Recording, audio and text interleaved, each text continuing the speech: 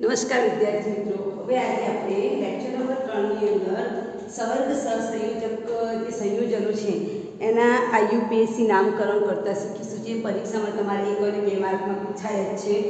આના માટેના જે નિયમો તમારે ટેક્સ્ટમાં આપેલા છે તેને તમે ન જોતા હું અહીંયા જે પણ નિયમ લખાવું હોય એને તમે લખી દેજો, તો જ તમને સરળતાથી આવડશે. નહીં તો ચોપડીની અંદર એટલું ગૂંચવાડાપૂર્વક આપેલું છે કે તમે એને સમજી શકશો નહીં. એટલે તમારે આઈયુપીએસસી નામકરણમાં પૂરા 2 માર્ક લાવવા હોય તો તમારે હું જે નિયમ લખાવું છું એને તમે લખી દેજો, એટલે સરળતાથી ઇઝીલી તમને આવડી જશે. ઓકે, તો આપણે હવે શરૂ કરીએ છીએ સવર્ગ સહસંયોજનોનું નામકરણ. આપણે સવર્ગ સહસંયોજનો જનરલી આવી રીતે લખીએ છીએ, બરાબર. અહીંયા શું હોય? સક્રાંતિ ધાતુ આયન હોય, એની બાજુમાં શું હોય તો કે લિગાન્ડ હોય, એની આગળ પાછળ આગળ કયો આયન હોય? ધન આયન હોય. પાછળ કયો આયન હોય? ઋણ આયન હોય. આ ધન આયન અને ઋણ આયનને આપણે કેવા આયન કહીએ છીએ? કાઉન્ટર આયન, બરાબર ને? કાઉન્ટર આયન કહેવામાં આવે છે, બરાબર. એટલે પ્રેરક આયન શું કહેવાય? પ્રેક્ષક કયા આયન કીધા છે આપણે? એને કાઉન્ટર આયન કીધા છે ને. કે કાઉન્ટર આયન એટલે પ્રતિ ion. Sorry, yes, counter ion એટલે પ્રતિ આયન છે, બરાબર. હવે આઈયુપીએસસી નામકરણ કરવાનું હોય ત્યારે પહેલી શરૂઆત કોનાથી થાય? ધન આયન.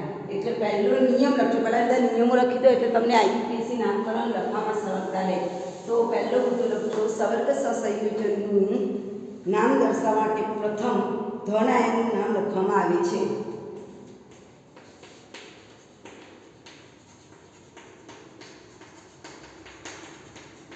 સંયોજનનું નામકરણ કરવા માટે પ્રથમ ધન આયનનું નામ લખવામાં આવે છે. આયન લખવા પહેલાં કોનું નામ લખવાનું? ધન આયન. ધન આયન ના આપેલો હોય તો શું આવશે? સંકીર્ણ સંયોજન. ત્યારબાદ એક પૂરા લખો. ત્યારબાદ કૌંસમાં રહેલા સ્પીસીસનું નામ આવશે. પહેલા કોનું નામ આવે? ધન આયન. આ યાદ રાખજો. હવે નંબર 2, કૌંસમાં રહેલા સ્પીસીસમાંથી પ્રથમ લિગેન્ડનું નામકરણ આવશે. એમાં પણ અંગ્રેજી મૂળાક્ષર પ્રમાણે જે પ્રથમ આવે, અંગ્રેજીના એબીસીડીમાં એ પહેલાં આવતો તો પહેલાં એ વાળાને લેવાનું, પછી બી વાળાને લેવાનું. એમાં પણ અંગ્રેજી મૂળાક્ષરના ક્રમ પ્રમાણે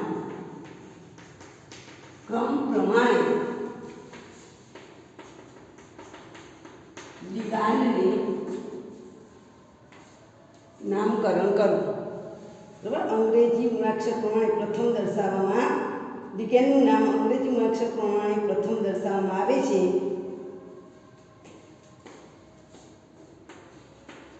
નામ દર્શાવવામાં આવે છે, રાઈટ. ચાલો, પહેલું કોનું નામ લખી દેવાનું? ધન આયન. ધન આયન ના આપેલો હોય તો સંકીર્ણ સંયોજનના કોને પકડવાનું? સંકીર્ણ સંયોજનમાં 2 જ વસ્તુ છે, લિગાન્ડ અને સક્રાંતિ ધાતુ. એમાં તમારે કોને પકડવાનું છે? લિગાન્ડ. એમાં પણ કયા લિગાન્ડને? ઋણ લિગાન્ડ. હવે ત્રીજું મુદ્દો છે કે જો લિગાન્ડ ઋણ હોય, લિગાન્ડ ઋણ આયન હોય, ધ્યાનમાં રાખજો. જો લિગાન્ડ ઋણ આયન હોય તો તેને કયો પ્રત્યય લગાવવાનો છે? ઓ પ્રત્યય લગાવવાનો છે. ઋણ વિજભાર ધરાવતા લિગાન્ડના નામની પાછળ જો લિગાન્ડ ઋણ આયન હોય તો તેને ઓ પ્રત્યય લગાડવામાં આવે છે. દાખલા તરીકે હું બતાવું જાઉં. દાખલા તરીકે OH માઇનસ, એટલે એને આપણે શું કહેવાય? Minus hydroxy. તો હાઇડ્રોક્સો કહેવાય. OH માઇનસ શું કહેવાય? ઓ પ્રત્યય લગાવ, હાઇડ્રોક્સી જગ્યાએ શું લખાય? હાઇડ્રોક્સો કહેવાય. એવી રીતે Cl માઇનસ તો સાઇન, બરાબર. ફ્લોરિન માઇનસ તો ફ્લોરાઇડ, ફ્લોરાઇડનો Cl માઇનસ તો ક્લોરાઇડ, બરાબર. ચાલો, chlorine chlorine chlorine chloride chloride cyanide NO2 minus NH2 minus હોય તો એમિડ, NH2 માઇનસ હોય તો એમિડ, NO2 માઇનસ હોય તો નાઇટ્રો. પણ ઓક્સિજન સાથે જોડાયેલો હોય એનો બે પ્રકારના અભયદંતી વિધાન છે, ધ્યાનમાં રાખજો. આ નાઇટ્રોજન સાથે જોડાયેલ છે એટલે નામ એનું મેં નાઇટ્રો લખ્યું છે, પણ જો એ ઓક્સિજન સાથે જોડાયેલો હોય તો નાઇટ્રાઇટ્રો લખાય. આ ધ્યાનમાં રાખજો. NO2 માઇનસ બે પ્રકારના છે, ઓક્સિજન સાથે જોડાય તો નાઇટ્રાઇટ્રો અને નાઇટ્રોજન સાથે જોડાય તો નાઇટ્રો. એટલે બધામાં ઓ પ્રત્યય લાગે. એવી રીતે SNO હોય તો SNO તો સાઇનેટો, સાઇનાઇડ સાથે જોડાય છે, સાઇનેટો ઓ પ્રત્યય રાખે છે બધા જો. પણ SCN હોય તો થાયોસાઇનેટ.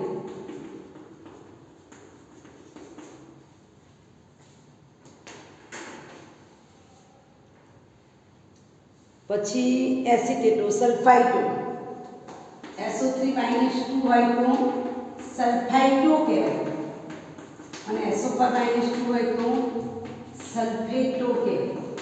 બરાબર, ધ્યાનમાં રાખજો. SO3 છે એટલે સલ્ફાઇટો, SO4 હોય તો સલ્ફેટો કહેવાય. બરાબર. એવી રીતે ઓક્સિજન -2 હોય તો ઓક્સો, ઓક્સિજનને ઓક્સો કહેવાય, ઓક્ઝેલેટને ઓક્ઝેલેટો, ઓક્ઝેલેટો. આ લખી દેજો, ચોપડીમાં નથી આપેલું તમારી ટેક્સ્ટમાં.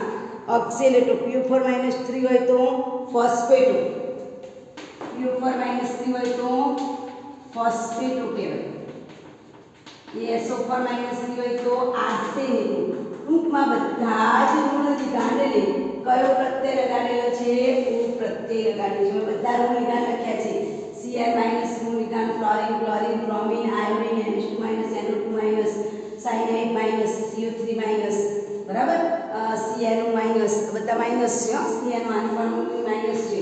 સાયનાઇડો, આઇસોથાયનાઇડો, થાયોસાઇનેટો, ઓક્સેલેટો, ફોસ્ફેટો, આર્સેનેટો, ફ્લોરાઇડો, ક્લોરાઇડો, બ્રોમાઇડો અને ફ્લોરાઇડો. બરાબર. તો આ થઈ ગયું ત્રીજું. તો 1 નંબર ઘણાને લખવાનું. 2 નંબર સંપૂર્ણ સંયોજનમાં કોને પકડવાનું? લીગાંડ. એક કરતાં વધારે લીગાંડ હોય તો અંગ્રેજી મૂળાક્ષર પ્રમાણે જે લીગાંડ પહેલા આવતો હોય એને લેવાનું. નંબર 3, જો લીગાંડ ઋણ હોય તો આપેલા લીગાંડને કયો પ્રત્યય લગાડવાનો? ઓ પ્રત્યય લગાડવાનો. જો લીગાંડ તટસ્થ હોય, નિયમ નંબર 4, જો લીગાંડ, નિયમ નંબર 4, જો લીગાંડ તટસ્થ હોય, જો લીગાંડ હોય તટસ્થ હોય તો એને કોઈ પ્રત્યય લગાડવામાં આવતો નથી, તો તેને મૂળ નામ જ લખવામાં આવે છે. તટસ્થ, જો લીગાંડ તટસ્થ હોય તો તેને મૂળ નામ જ લખાય છે. એનું મૂળ નામ જ લખાય છે, કોઈ પ્રત્યય લાગતો નથી, કોઈ પ્રત્યય લાગતો નથી. ઓકે, કોઈ પ્રત્યય લગાડવામાં આવતો નથી. ઓકે, ચાલો ફોર એક્ઝામ્પલ હું તમને લખાઈ દઉં કયા કયા તટસ્થ લીગાંડ છે. દાખલા તરીકે CH2 ને NH2 એને મિથેનેમાઇન કહેવાય, એને મિથેનેમાઇન જ લખાય.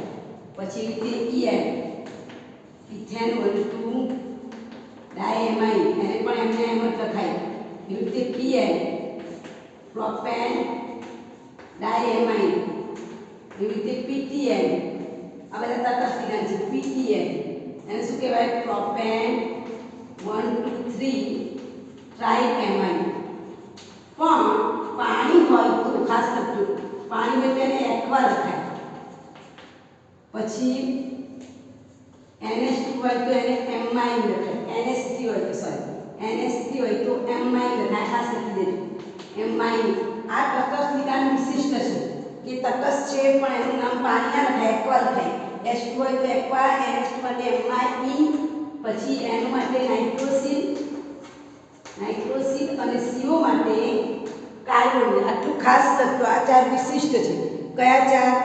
H2 એટલે એક્વા, NH3 એટલે એમાઇન, CO એટલે કાર્બોનિલ, NO એટલે નાઇટ્રોસિલ અને આ કાર્બોનિલ. આ લખી નાખજો. આ તમને ટેક્સ્ટમાં આપેલું નથી. બરાબર. આ 4 નિયમ રિપીટ કરું છું. ફર્સ્ટ તમારે કોનું નામ લખવાનું? ધનાયન, જે કૌંસની આગળ હશે.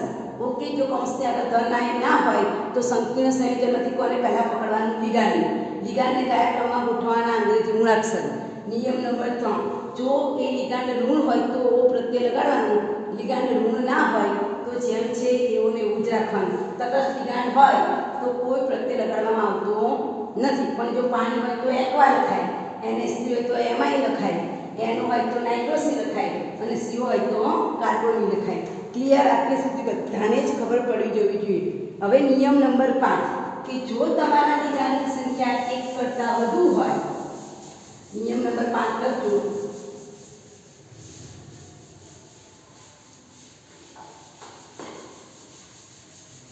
નિયમ નંબર 5 જો લિગાન્ડની સંખ્યા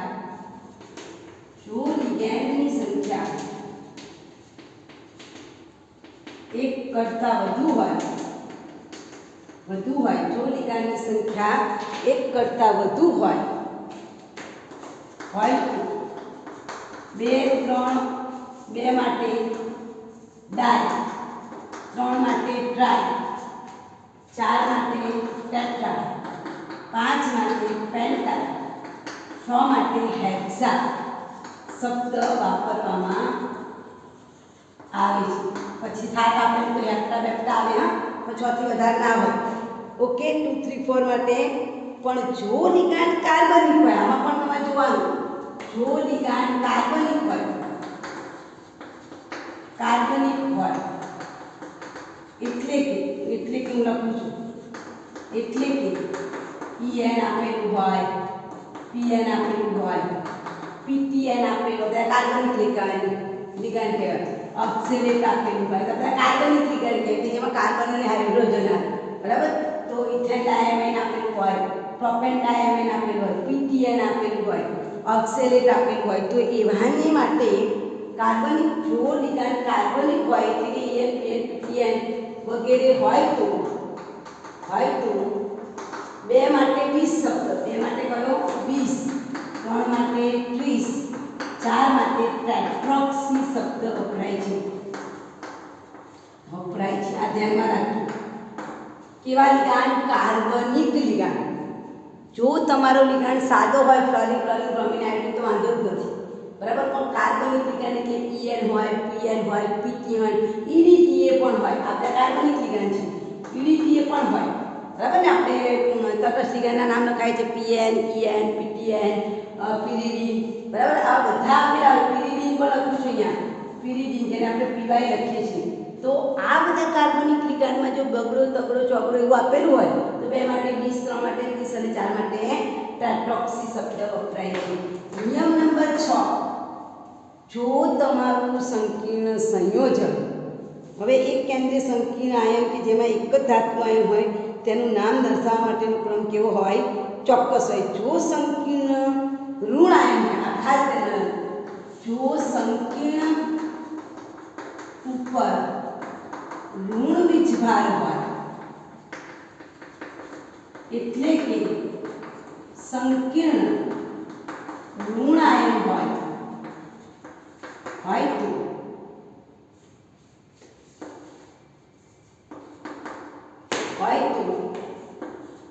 સંકીર્ણ આયન, જો ઋણ આયન હોય, આપણું જે સંકીર્ણ સંયોજન છે જો ધનાયન કર્યા પછી ઋણ આયન હોય તો, સક્રાંતિ ધાતુ હોય તો ધાતુ આયનને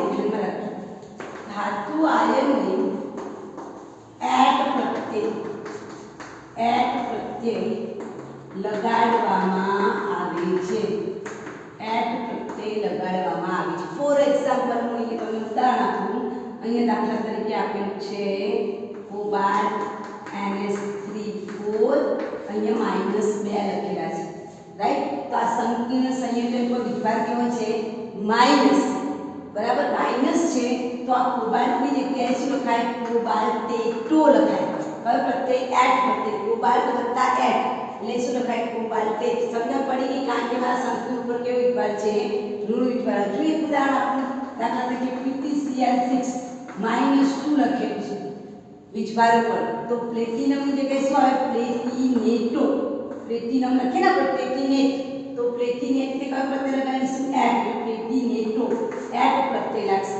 ક્લિયર? સમજણ પડી ગઈ? જો સંકીર્ણ ઋણ વીજભાર વાળો હોય અથવા તો ઋણ આયન હોય તો ધાતુ આયનને એટ પ્રત્યય લગાડવામાં આવે છે. નિયમો ખાસ લખજો તો તમને આવડશે, બરાબર. જેમ કે ફેરસ છે, Fe માટે શું આવે? Fe ને ફેરેટ કહેવાય, હો. એચ પ્રત્યે લગાવીએ તો આયન નહીં લખવાનું है ना, फेरेट आवશે એવી રીતે Mn હોય તો મેંગેનેટ આવશે રાઈટ, CO હોય તો કોબાલ્ટેટ, કોબાલ્ટ લખાય જગ્યાએ એચ પ્રત્યે લગાડવામાં આવે છે। ક્લિયર સમજ પડે છે બેટા? અને ત્યારબાદ લગાડવામાં આવે છે, ત્યારબાદ કૌંસમાં તેનું ઓક્સિડેશન અવસ્થા શેમાં લખવામાં આવે છે? રોમન આંકડામાં એચ પ્રત્યે લગાડવામાં આવે છે। ત્યારબાદ કૌંસમાં તેની ઓક્સિડેશન અવસ્થા રોમન અંકમાં દર્શાવવામાં આવે છે। રોમન અંક તો બધાને આવડે જ છે, 1 બે લીટી હોય તો 2, 3 લીટી હોય તો 3, 4 માટે આઈ બી આવશે, એને 4 કહેવાય।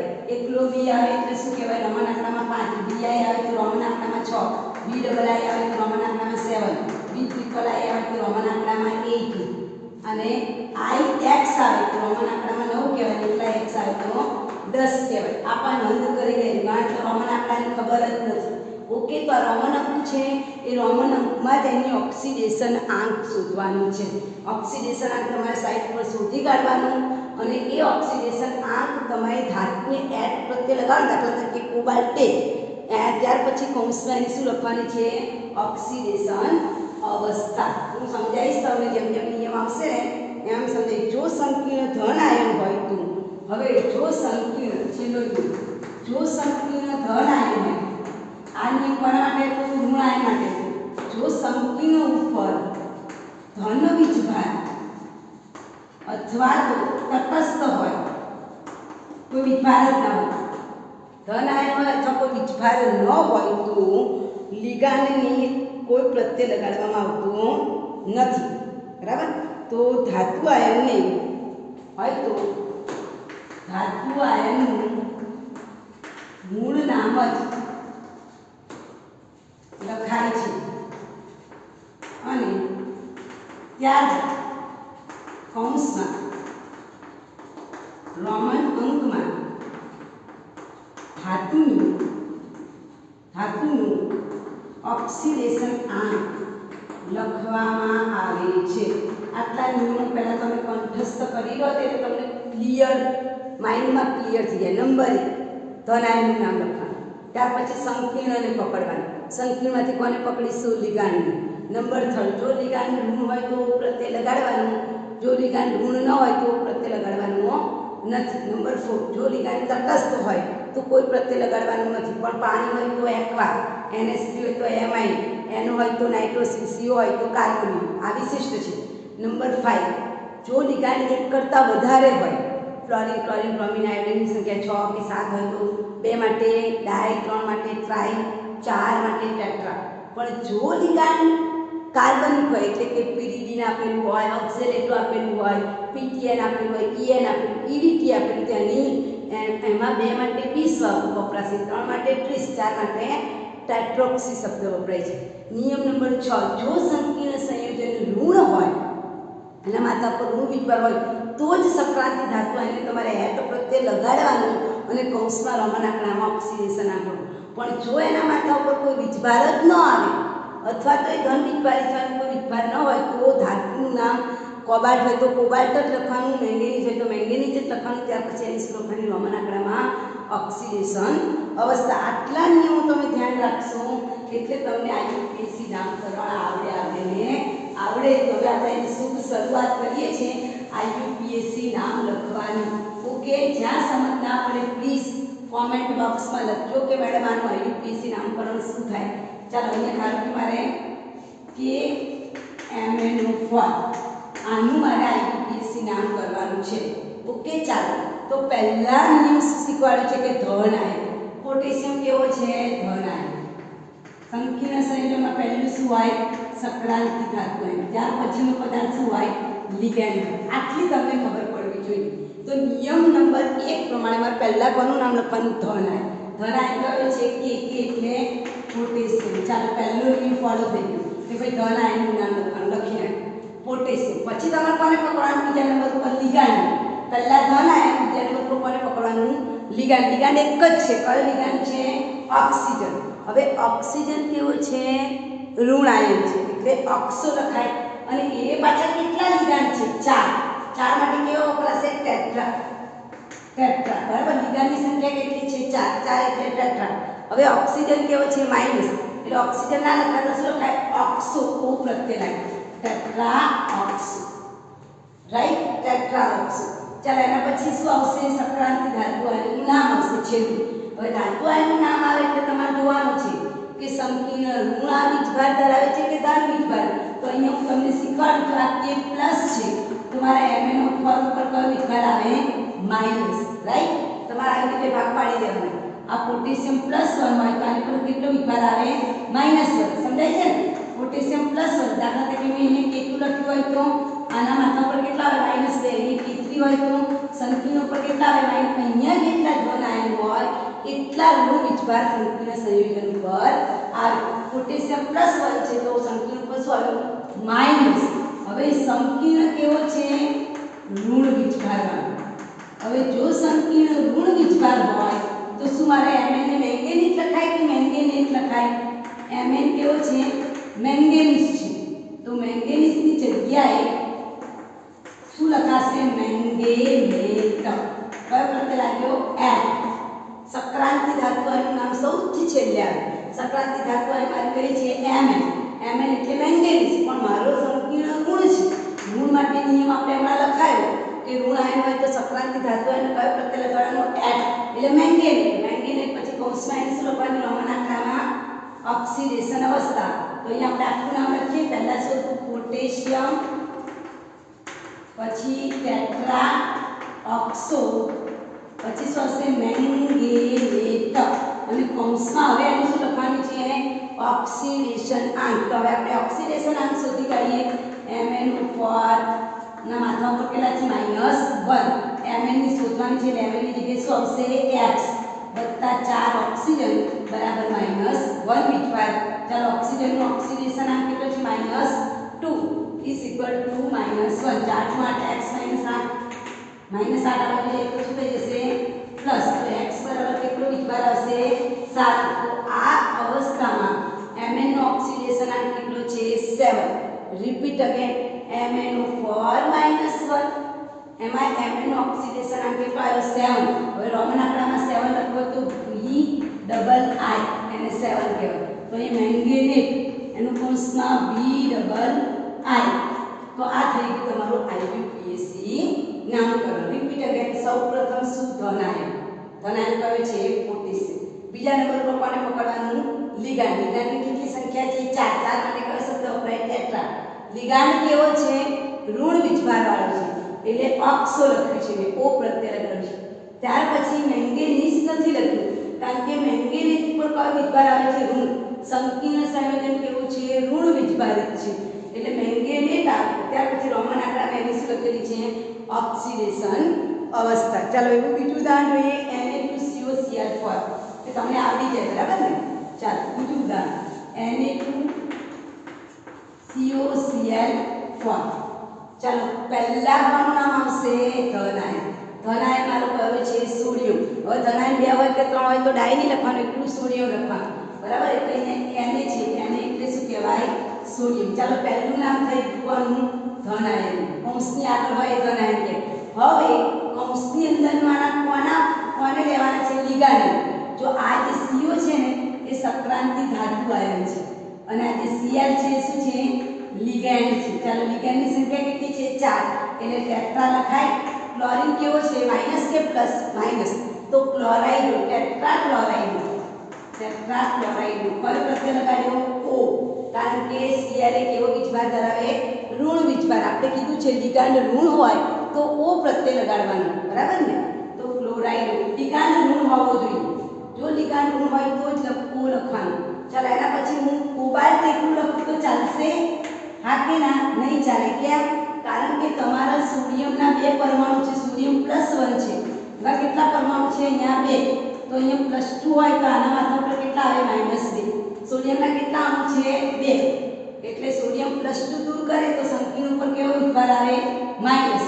સંકીર્ણ માઈનસ છે એટલે CO કોબાલ્ટની જગ્યાએ શું લખાશે? કોબાલ્ટ अटैच कयो प्रत्यय लाग्यो एट केम संकीर्ण पर कयो विचार आयो ऋण खास ધ્યાનમાં રાખજો સંક્રાંતિ ધાતુ આયનમાં મોટા ભાગનામાં એટ પ્રત્યય આવશે કારણ કે સંકીર્ણ કેવું છે ઋણ વીજભારિત છે એટલે કોબાલ્ટે કૌંસમાં એની ઓક્સિડેશન અવસ્થા હવે આપણે એની ઓક્સિડેશન આંક શોધી કાઢીએ ચાલો એનો ઓક્સિડેશન આંક શોધવા માટે CaCl પર સોડિયમને કાઢી નાખીએ તેના પર કેટલો વિભાર આવે -2 કોબાલ્ટ શોધવાનું છે એની જગ્યાએ x વત્તા 4 ક્લોરીનનો કેટલો આવે -1 ક્લોરીન -1 હોય બરાબર -2 તો x - 4 બરાબર -2 -4 આ બાજુ જશે એટલે +4 થઈ જશે તો x બરાબર કેટલા આવશે 2 તો કોબાલ્ટનો ઓક્સિડેશન નામ કેટલો આવશે 2 તેનો IUPAC નામ થાય કોબાલ્ટ 2 ક્લિયર સમજણ પડે છે દીકરા ચાલો હજુ પણ એક આગળ નામ જોઈએ K2NiCl પર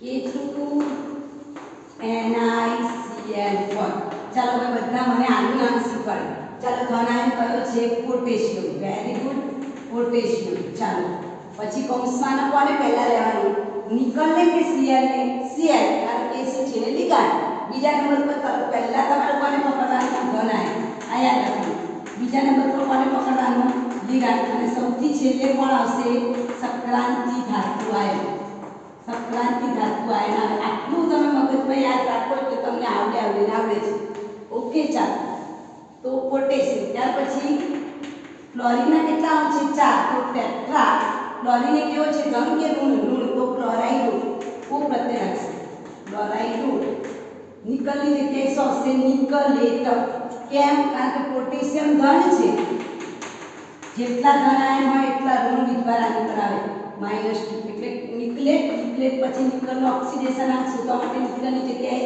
x 4 ક્લોરીનનો કેટલો છે -1 = -2 x - 4 -4 આ બાજુ જાય તો +4 x બરાબર 2 એટલે શું આવશે 2 પોટેશિયમ ટેટ્રાક્લોરાઇડ ડો નિકલેટ 2 ઓકે ચાલો હવે હું એવું ઉદાહરણ લઉં કે માથા ઉપરનો ઋણ વીજભાર ન હોય હવે હું એવું સંકીર્ણ સંયોજન લઉં કે જેમાં માથા ઉપર ઋણ વીજભાર ન હોય દાખલા તરીકે CrCO6 દાખલા તરીકે CrCO6 આપેલું છે ચાલો હવે આમાં ધન આયન છે ધન આયન નથી એટલે ધન આયન નથી એટલે ધન આયન તો લેવાનો જ નહીં ચાલો બીજા નંબર ઉપર શું છે લિગાન્ડ ચાલો પહેલા નંબર ઉપર ધન આયન જોવાનું ધન આયન છે કે ના નથી તો ચોકડી માર્યું બીજા નંબર પર કોને પકડવાનું છે લિગાન્ડ તો લિગાન્ડ તો છે કેટલા લિગાન્ડ છે 6 તો અહીંયા 6 થી ચાલુ કરીશું હેક્સા અને CO એટલે કેવો લિગાન્ડ તટસ્થ લિગાન્ડની કોઈ પ્રત્યય લાગે ના હેક્સા કાર્બોનિલ CO એટલે કાર્બોનિલ હમણાં મેં લખાયું હેક્સા કાર્બોનિલ ચાલો હવે આના માથા ઉપર કોઈ વિભાર છે સંકીર્ણ ઉપર નથી તો Cr ને શું કહેવાય ક્રોમિયમ જ લખાય એટ પ્રત્યય લાગશે નહીં ક્રોમિયમ સમજણ પડે છે દીકરા ધન આયન આપેલો નથી એટલે નથી લખવાનું સેકન્ડ નંબર ઉપર કોને લેવાનું છે લિગાન્ડ મારો કેવો છે તટસ્થ હોય એટલે ઓ પ્રત્યય લાગશે નહીં લિગાન્ડ જો ઋણ હોય તો જ ઓ પ્રત્યય લગાડવાનું લિગાન્ડમાં ઋણ નથી મારો લિગાન્ડ કેવો છે તટસ્થ લિગાન્ડ આટલા યાદ રાખવાના એમોનિયા પાણી CO અને N આ 4 તટસ્થ લિગાન્ડ તમારે યાદ રાખી લેવાનું ચાલો CO એટલે કાર્બોનિલ કેટલા કાર્બોનિલ છે 6 એટલે હેક્સા કાર્બોનિલ હવે ક્રોમિયમ જ મેં લખ્યું કેમ ક્રોમેટા લખ્યું કારણ કે સંકીર્ણ કેવો છે તટસ્થ છે મેં છેલ્લો નિયમ લખાયું છે જો સંકીર્ણમાંના માથા ઉપર ધન વીજભાર આવે અથવા તો તટસ્થ કોઈ વીજભાર જ ન હોય તો આપેલી ધાતુ એનું નિયમ લખાય ક્રોમેટ ના લખાય ક્રોમિયમ જ લખાય ત્યાર પછી રોમન આંકડામાં એનું શું શોધવાનું ઓક્સિડેશન આંક હવે આનું ઓક્સિડેશન આંક બહુ વિશિષ્ટ છે કોબાલ્ટના કેટલા અણુઓ 6 ક્રોમિયમની જગ્યાએ x હવે કોબાલ્ટ તટસ્થ છે તમારા પરીક્ષામાં યાદ રાખવાનું તટસ્થ હોય એનો ઓક્સિડેશન આંક કેટલો લેવાનો 0 = 0 એના માથા પર કોઈ વીજભાર નથી તો એના માથા પર કોઈ વીજભાર છે ના તો x બરાબર પણ શું આવશે 0 તો અહીંયા કૌંસમાં શું આવશે રોમન આંકડામાં 0 એટલે 0 જ લખાયો રોમન આંકડામાં એ કઈ અલગ 0 ના આવે ઓકે તો આ થઈ ગયું તમારું તટસ્થ નામકરણ ચાલો હજુ હવે એવું એક બીજું નામ લઈએ તમને પડે છે દીકરા CuNH3 for Cl। ચાલો કોણ કહેશે મને? ચાલો પહેલો સવાલ પૂછું, અહીંયા કૌંસનો સવાલ પૂછું, ધન આયન છે હા કે ના? નથી તો ધન આયન તો આવશે જ નહીં। પહેલા મારે કોનું નામ લખવાનું? ધન આયન। કૌંસની આગળ કોઈ ધન આયન તમને દેખાય છે દીકરા? નથી એટલે ધન આયન નહીં આવે। ચાલો બીજા નંબર પર લિગાન્ડ દેખાય તમને? હા લિગાન્ડ છે। કેવો લિગાન્ડ છે પસંદ કરો, ઋણાયન કે તટસ્થ? લિગાન્ડ જો બીજા નંબર પર કોને જોવાનું? લિગાન્ડ। પાછા લિગાન્ડમાં બે પ્રકાર, ઋણ છે કે તટસ્થ? તો લખીશું તટસ્થ। એમોનિયા કેવો લિગાન્ડ છે? તટસ્થ। તો તટસ્થને કોઈ પ્રત્યય લાગશે નહીં, એનું નામ એમાઇન તો એમાઇન જ રહેશે। ચાલો ત્રીજા નંબર પર શું આવે? સંક્રાંતિ ધાતુ આયન આવે। સંક્રાંતિ ધાતુ આયન કઈ છે? કોપર છે। Cu એટલે શું કહેવાય? કોપર। ચાલો માથા ઉપર કયો વિજભાર આવે? ક્લોરીન માઇનસ છે તો માથા ઉપર કેવો વિજભાર આવે? પ્લસ। સમજ પડે છે? આ માઇનસ હોય તો માથા ઉપર પ્લસ આવે, જો આગળ પ્લસ હોય તો માથા ઉપર કેવો વિજભાર આવે? માઇનસ। પણ અહીંયા બહાર છે ક્લોરીન, ક્લોરીન એ કેવો છે? ઋણ વિજભાર, તો સંકીર્ણ કેવો બનશે? ધન વિજભાર। હવે સંકીર્ણ ધન વિજભાર હોય તો કોપરનું કોપર જ રહે। ઓકે, સંકીર્ણ કેવો છે? ધન વિજભાર વાળો, એટલે કોપરનું કોપર જ રહે। ચાલો હવે આપણે એનું નામકરણ કરીએ। ચાલો ધન આયન નથી, મારે ક્યાંથી ચાલુ કરવાનું? લિગાન્ડ। લિગાન્ડના કેટલા છે? 4, એટલે ટેટ્રાએમાઇન। ટેટ્રાએમાઇન કોપરનું કોપર રહેશે। હવે કોપરનું શું શોધવાનું છે? ઓક્સિડેશન આંક। ચાલો કોપરનું ઓક્સિડેશન આંક શોધવા માટે સૂત્ર લખવું પડશે ને, NH3 ક્લોરીનને કાઢી નાખીએ તો માથા ઉપર કેટલો વિજભાર આવે? પ્લસની। બે ક્લોરીન છે ને, ક્લોરીન ઉપર માઇનસ હોય, એવા કેટલા ક્લોરીન છે? 2, તો -2 ને દૂર કરીએ તો માથા પર કેટલો વિજભાર આવે? પ્લસની। બરાબર। ચાલો હવે કોપરનું શોધવાનું છે તો કોપરનું ઓક્સિડેશન આંક શોધવા માટે x, એમોનિયા તટસ્થ છે એટલે 0 બરાબર +2, તો x બરાબર કેટલા આવશે? 2।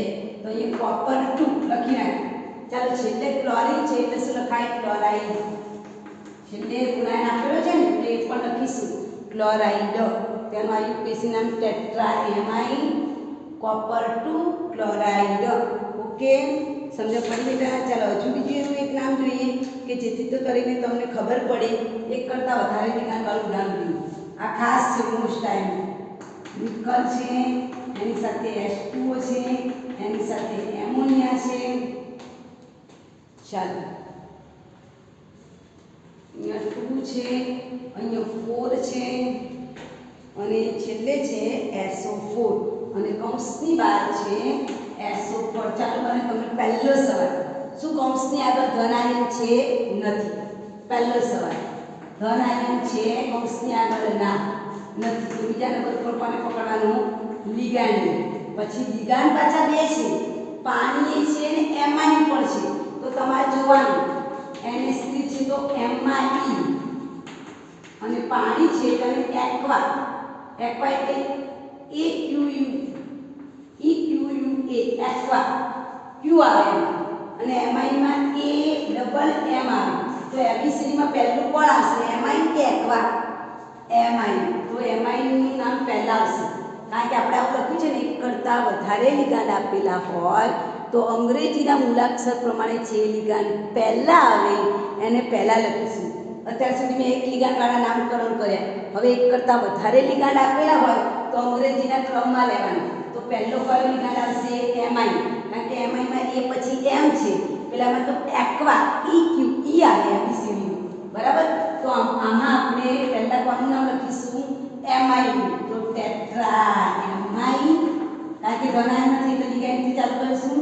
ટેટ્રાએમાઇન, પાણીના કેટલા છે? 2, એટલે ડાય એક્વા। ચાલો ડાય એક્વા। પછી નિકલમાં શું આવે? તો નિકલ જ્યારે લખો ત્યારે જોવાનું કે સંકીર્ણ સંયોજન ઋણ છે કે ધન છે? મને જોઈ કહો, મારા સંકીર્ણ ઉપર કયો વિજભાર આવે? ઋણ કે ધન? જ્યારે તમે સંક્રાંતિ, અહીંયા લખું છું, જ્યારે સંક્રાંતિ ધાતુ આયન લખવાની હોય તો સંકીર્ણ પરનું વિજભાર ખાસ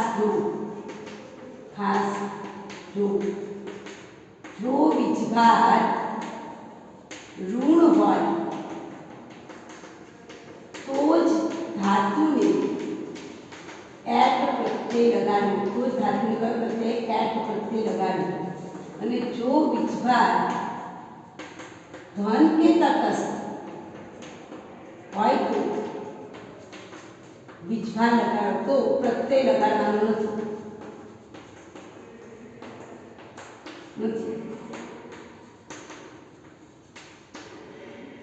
એમનું એમ જ રહે, ધાતુનું નામ એમનું એમ જ રહે, કોઈ વીજભાર લગાડવાનો નથી. તો ટેટ્રાએમાઇન ડાયએક્વા નિકલ છે, તો નિકલનું નિકલ જ રહેશે, કારણ કે SO પર -2 છે, તો સ્વાભાવિક છે કે સંકુલન ઉપર કયો વીજભાર આવશે? ધન. હવે SO પર -2 કાઢી નાખો તો અહીં કેટલો વીજભાર આવશે? +2. હવે +2 લખીએ, એના પછી હું લખી દઉં છું કૌંસમાં, એનો ઓક્સિડેશન આંક છેલ્લે શોધીએ. SO પર ને શું કહેવાય? સલ્ફેટ. કૌંસ પછી ઓક્સિડેશન આંક તમારે છેલ્લે શોધવાનું. નિકલની જગ્યાએ X, પાણીનો ફોર્મ તટસ્થ છે એટલે 0 થાય. પાણી જેટલા બી તટસ્થ વિજ્ઞાન મેં તમને લખાય છે બધાનો 0 લેવાનો. પણ એમોનિયા છે એનો પણ કેવો આવશે? 0 બરાબર કેટલો વિભાગ? 2. તો X બરાબર કેટલા આવશે? 2. તો અહીંયા નિકલ સલ્ફેટ. ઓકે, તો આ રીતે તમારે IUPAC નામકરણ કરવાના છે. ઓકે, હવે વિશિષ્ટ નામકરણ આવતીકાલે આપણે જોઈશું.